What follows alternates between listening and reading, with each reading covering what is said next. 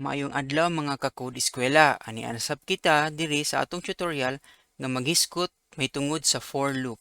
Unsa kining for loop? Kaning for loop usa kani ka control statement sulod sa C# nga pwede nimo magamit kung gusto ka magpadagan og code nga balik-balik, okay? So mo ni siya ang syntax niya. So ang keyword nato diri is for. Tapos ang sulod sa atong parenthesis nani siya tulo ka parts, kaning initialization, condition, ug increment. So, giseparate ni siya sa semicolon. Okay? Tapos, ang body sa imong for loop is nakasulod aning curly braces. So, mo ni siya ang code nga ibutang nimo sulod sa imong for loop. Okay? Karon dito ta sa atong example. So, na ako gi-prepare na diri no nga example na to. So, basically, ang buhaton sa atong console app is mga siya input gikan sa user kung pila ka numbers iyang gusto ipa-display, tapos ipa-display na to after. Okay? So, diri no, natay diri katong prompt na to, tapos mga tag-input gikan sa user. Tapos, kani nga section, mo na ni atong code para magpa-display tag number. Okay? So, isa sa gamit sa for loop is kung gusto ka magpa-execute og code multiple times. Okay?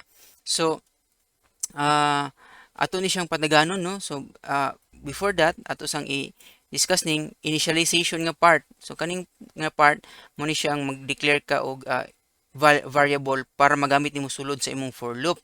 Okay? Og isa pod kagamit niya is kaning bali initialization or sugod nga value sa imuhang for loop. Okay? Kaning condition is ang condition nimo nga gusto i-evaluate para magpadayon og execute ang code nimo sulod sa for loop.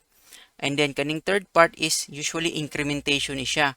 So gamit ka atong incrementation nga operator. Okay? So dili necessary nga plus 1 lang, pwede pod lahi nga value imong kuan ibutang dire as long as kani siya nga part nag-involve siya incrementation. Okay? So, ato lang sang siyang padaganon no. So, para makita nato nga pwede jud ka mag-execute og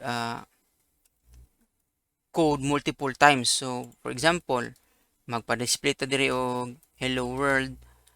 So, kaning hello world gusto nato balik-balik kun katulo. Okay?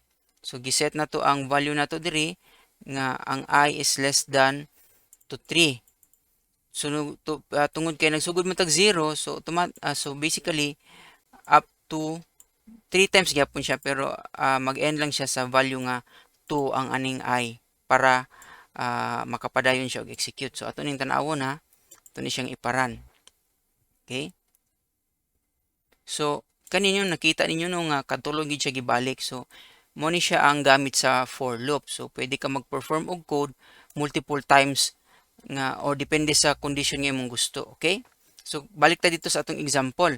So for more complex nga cases, pareha ning atong example diri nga mangayo siya input, tapos i-display niya kung unsa to nga mga numbers. Okay? So atong i-output diri is I plus 1 tungod kay di na to gusto mag-display og 0, magsugod ta og 1, so i plus 1 lang nato. Okay? Tapos atong i-change ning balik ang display number, pangayoon na to sa taman ang gusto na to ipa-output. Okay? So, padagano na to. Okay. So, diri no, how many numbers do you want to display? So, kung mag-input ta og 5, pag enter na to, nag-display siya og numbers, no?